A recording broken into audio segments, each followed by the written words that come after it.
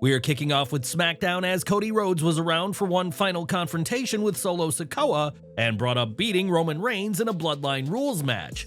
Sikoa fired back saying that Reigns had been weak and said that he wanted their SummerSlam match for the WWE title to be under the same stipulation.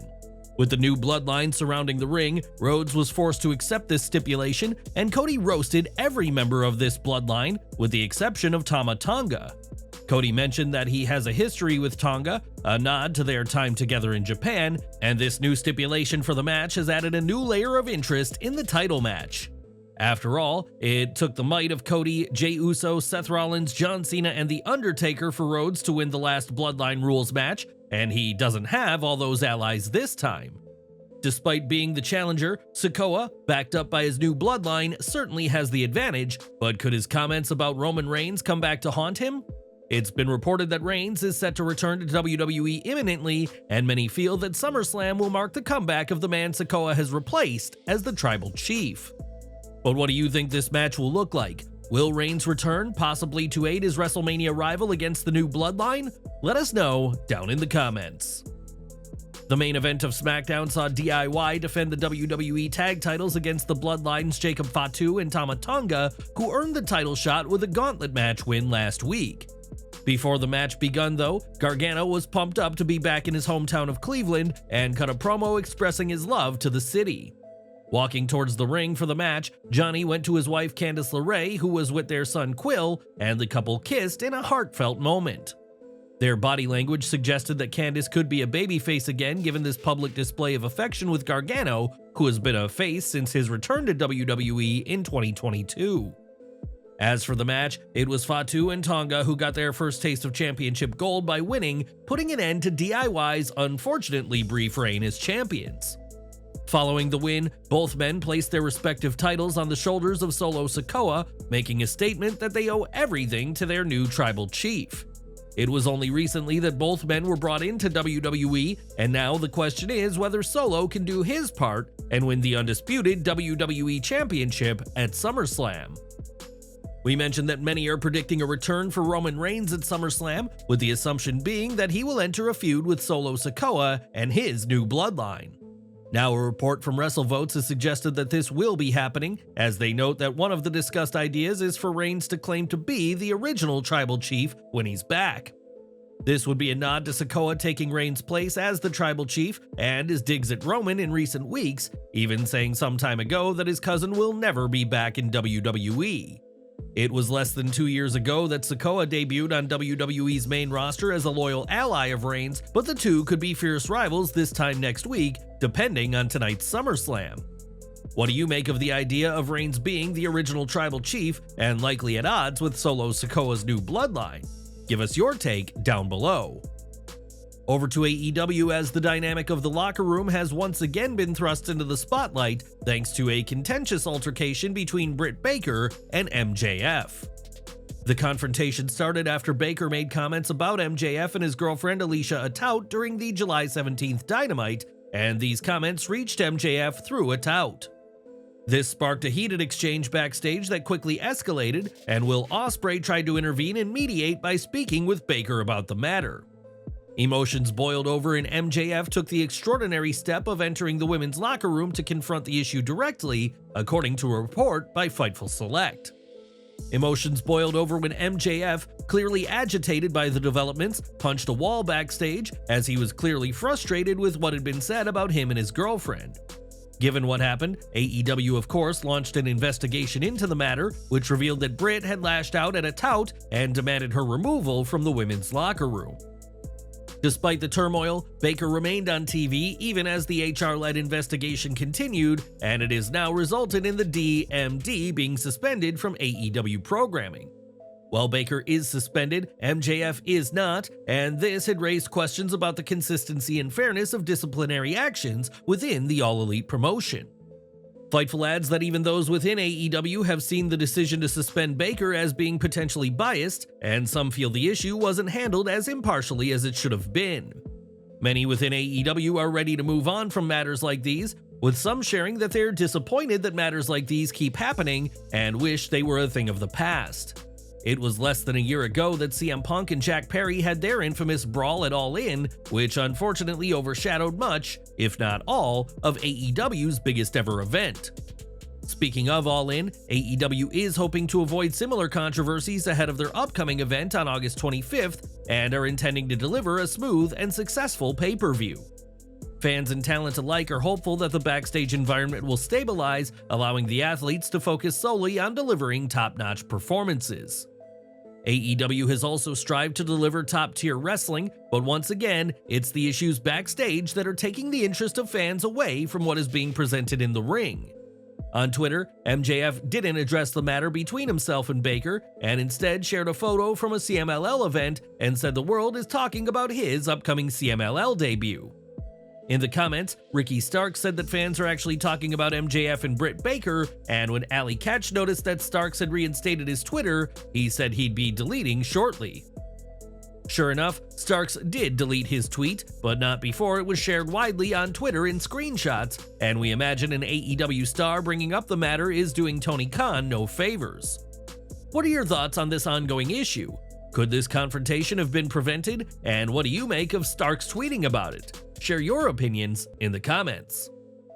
While Britt Baker was nowhere to be seen on AEW Dynamite this week, MJF did appear and continued to promote himself as an American hero during the show. The show also saw Will Ospreay defeat Lance Archer, only to be ambushed by MJF, and Kyle Fletcher would make the save for his friend and set up a match with MJF for next week. Dave Meltzer reported in the Wrestling Observer newsletter that Fletcher was a late addition to the segment, as the original plan was to use someone not signed to AEW instead. It isn't said who this person is, but it's said that they have never worked for AEW before and are a very big, physically impressive wrestler who AEW wanted for a 2-week program. That program would have been to make the save for Ospreay and have the match next week, but this wrestler declined the offer due to scheduling conflicts.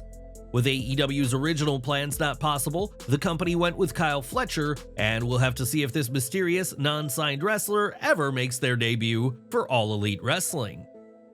Now 2025 will be John Cena's final year in wrestling, as he made clear at Money in the Bank earlier this year, and there's plenty of names who would love to step in the ring with Big Match John. WWE has kept details about Cena's retirement scarce, but one name who's never wrestled Cena before is Gunther, though that is expected to change. WRKD Wrestling reports that the ring general is in line for another massive push down the line, and that a marquee match at a PLE with Cena is the current plan. This will be another huge feather in the cap for Gunther, who could be World Heavyweight Champion this time tomorrow, as WWE is fully behind pushing the Austrian. Cena's time in the ring is ending, which has left fans curious as to see who will be selected for his farewell tour, and fans can expect Gunther facing off with the WWE icon soon enough. Earlier this year, Matt and Jeff Hardy separately left AEW and have since returned to TNA Wrestling, but this week, the legendary brothers have been working with WWE once more. It was first reported by PW Insider that the Hardy Boys met with WWE, and Sean Ross Sapp of Fightful confirmed they were spotted outside of one of the hotels being used for talent. It's now been confirmed that the brothers have been filming new content for WWE documentaries, including interviews, but it's said other content has been filmed. WWE sources mentioned that there is not much to read into this situation, while other sources outside the company believe the Hardys might make an appearance eventually. Interestingly, the brothers recently teased returning to WWE as part of the NXT TNA crossover, and said in a recent interview that they've yet to hold the NXT Tag Team Championships. Could this content filming lead to a more fully fledged return to WWE for Matt and Jeff? Is that something you'd want to see? Give your thoughts down in the comments. Over to TNA now, as the company held its latest tapings yesterday at the Florida State Fairgrounds in Tampa, and once again, NXT talent crossed the line into the Impact Zone. According to fans in attendance, Wolfgang from Gallus appeared at the tapings, as did Dante Chen, as well as Chase U's Riley Osborne. The crossover between WWE NXT and TNA has been a hit so far, and we'll have to see in what capacity these three superstars are used when these tapings make it to air. Back to SmackDown, as Logan Paul arrived at the Rocket Mortgage Fieldhouse in an SUV wrapped with the Prime logo, and despite being home in Cleveland, he remained a heel. The second hour of SmackDown began with Nick Aldis in the ring with some dignitaries from Cleveland, introducing the Maverick, who was greeted by his fellow Clevelanders with boos. Once more, Fox felt the need to black out the screen a few times due to vulgarities aimed at the US champion, whose declaration that he was home didn't win him over with the crowd. Paul proclaimed that he inspires Cleveland before going further, saying, "I am Cleveland," and then took aim at LA Knight, calling him a tryout who never made it. Paul referred to the dignitaries in the ring, and Nick Aldis noted he couldn't find them through a Google search, but the Maverick cut him off before revealing a massive banner of himself. Much to the shock of the champion, the banner had been vandalized with the word "Yeah" written on it, which signaled LA Knight to make his entrance. Knight told Paul to get serious, as they were just 24 hours from Paul losing the US title, an idea that the crowd in Cleveland were more than happy to hear. Knight vowed to get Paul a new banner and went backstage, and after an interaction with Pretty Deadly, Knight found Paul's prime truck and drove off, all while Logan yelled about the crime. LA Knight has yet to win gold on the main roster despite his popularity, and will his time come tonight at SummerSlam, or will Logan Paul win again? Give your predictions down below. One megastar fans haven't seen in WWE in some time is Brock Lesnar, as earlier this year, all plans for the Beast Incarnate were shelved due to the Janelle Grant lawsuit. It's alleged that Lesnar was one of the men Grant was trafficked to by Vince McMahon, as the litigation makes reference to Grant being presented to a former UFC heavyweight champion. Lesnar had been planned for the Royal Rumble, Elimination Chamber, and WrestleMania events, but didn't appear at any, leaving fans to question when, if ever, he'll be back. We don't know when or if a return is happening, but this week, Lesnar was spotted in Nashville, Tennessee, where he attended a concert for the Red Clay Strays. Lesnar's future in WWE may remain in limbo, but he's clearly enjoying his time off, and the band were fortunate that they weren't taken to Suplex City at their latest performance. More from SmackDown now, as it wasn't too long ago that Bayley destroyed Tiffany Stratton's Money in the Bank briefcase, putting a damper on plans for the self-professed Buff Barbie. During the second hour of this week's show, though, Nia Jax presented Stratton with a brand new Money in the Bank briefcase, which certainly fits the aesthetic of its holder. The new case is decorated in pink and adorned with Tiffany's logo, and Stratton was delighted with her new accessory, but Jax made her promise not to cash in on her. Jax, the Queen of the Ring, will challenge Bayley for the WWE Women's title at SummerSlam, and it's been teased that Stratton is eager to cash in her championship opportunity. This action, bordering on bribery, might keep Stratton from interfering in any potential Jax title reign, but we know there's no honor among thieves when it comes to holding WWE gold.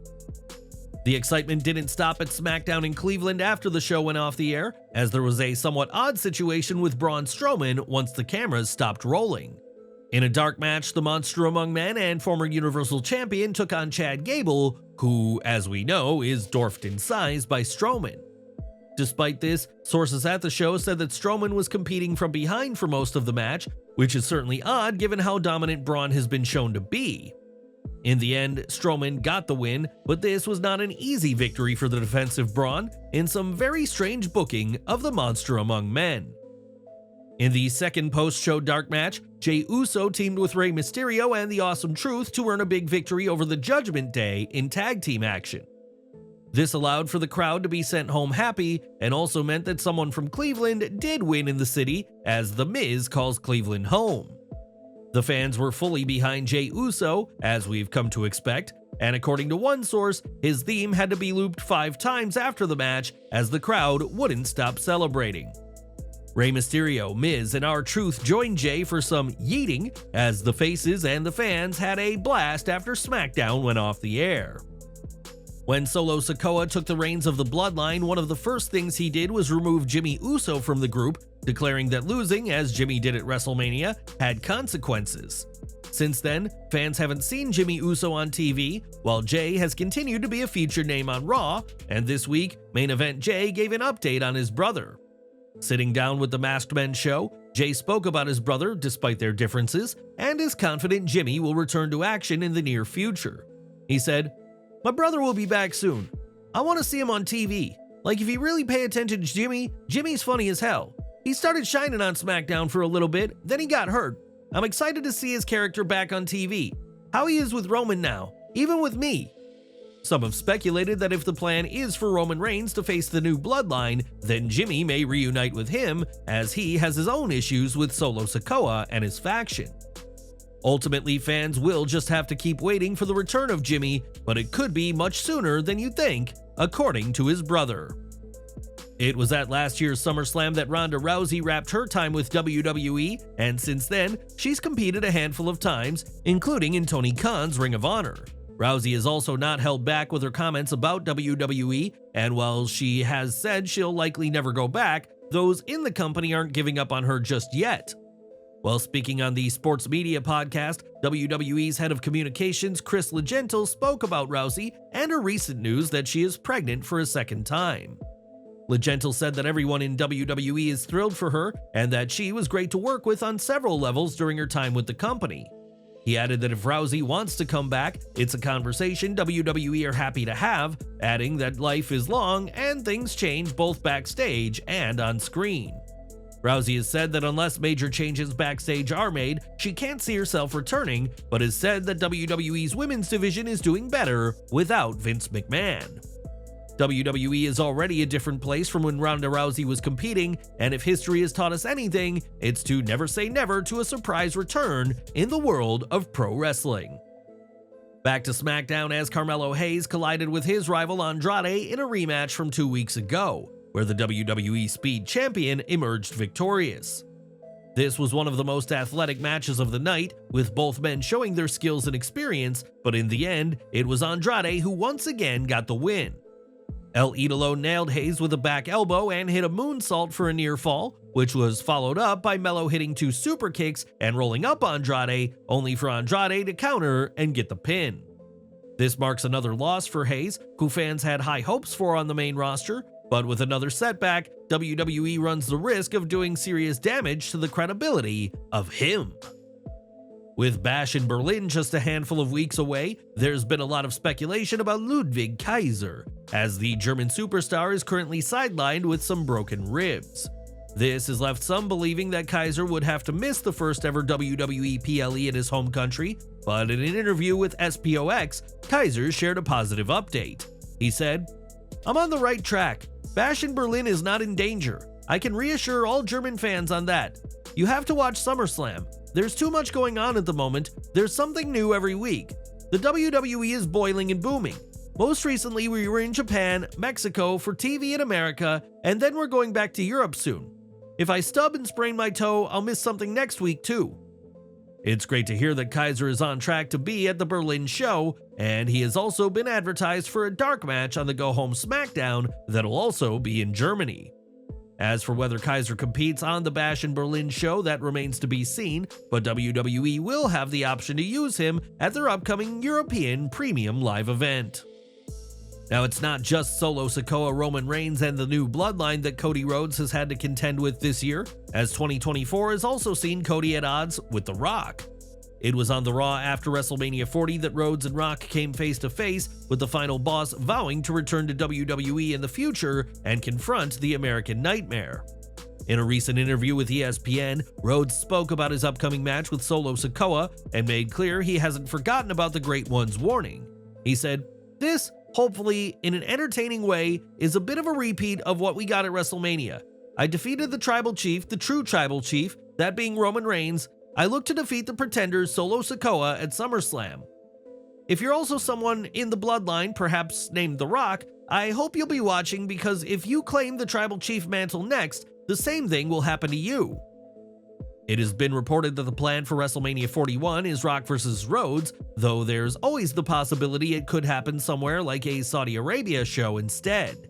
This match would be a huge one for obvious reasons, and after WrestleMania 40, it was reported that the belief within WWE was that The Rock had not had his last match. But what are your thoughts on a potential match between Cody Rhodes and The Rock? Which event would be the perfect place for this dream showdown? Sound off in the comments. On SmackDown, the WWE Women's Tag Team titles were on the line, as the Unholy Union took on Jade Cargill and Bianca Belair, the team who lost the gold back at Clash at the Castle. Despite a powerful effort from the faces, Alba Fire and Isla Dawn retained after Blair Davenport attacked Cargill to cause a disqualification. Santos Escobar took on Apollo Crews in the latest chapter of Crews and Baron Corbin's battle with Legado del Fantasma, but this time it was Escobar who got the win. This was a decent match, but not long enough to be memorable, though Corbin is doing better than expected as a babyface back on the main roster. It was interesting that Angel and Humberto attacked Corbin during the match, distracting Crews and helping Santos get the win, as issues were teased in LDF prior to the match. In a backstage segment, Escobar was speaking with Elektra Lopez, but Angel and Humberto looked like they were scheming without the approval of the group's leader. When Santos went out for his match, Humberto and Angel shared a look that suggested a possible split in LDF, and we'll have to see where this goes from here. For over a quarter of a century, Michael Cole has been calling the action for WWE, and up until recently, that meant taking direct orders from Vince McMahon over the headset. Now, several commentators have spoken in the past about McMahon barking orders at them, and now Cole has shared his own experience with his former boss. Speaking to The Ringer, Cole revealed that McMahon would occasionally cross the line with his comments, as he explained, "I'm not gonna lie, there have been times where he has said things to me that were inappropriate. I would go back to Gorilla after the show and get in his face and tell him that was bullshit. He respected that I did that. Over the next few years, people still didn't accept me because they looked at me as being a puppet for Vince. And I think some of that probably was true. Listen, I'm not a rebel, I'm here to make money and take care of my family and provide myself a good living. And when your boss asks you to do something, you do it. I still think at that time, I was a hell of a good announcer." While McMahon is gone from WWE, Cole will be staying with the company for the time being, as he signed a new contract with WWE this past spring. It's not clear just how long this new contract is, but fans will experience his familiar presence on WWE programming and beyond, and that won't be going away anytime soon. Nowadays, Cole consults with Triple H about commentary, and we imagine that Cole is far more grateful to have the much calmer, professional game in his ear. And we're ending today with Hulk Hogan, who in 2012 filed a lawsuit against Gawker after they published his sex tape, and the jury verdict in 2016 saw Hogan take on over $100 million. Now, PW Insider reports that a movie about the lawsuit is being planned, and that Batman himself, Ben Affleck, is eyeing the role as the Hulkster. This film is expected to begin production in early 2025, and will continue to follow for more updates as Affleck prepares to bring Hogan's lawsuit to the big screen.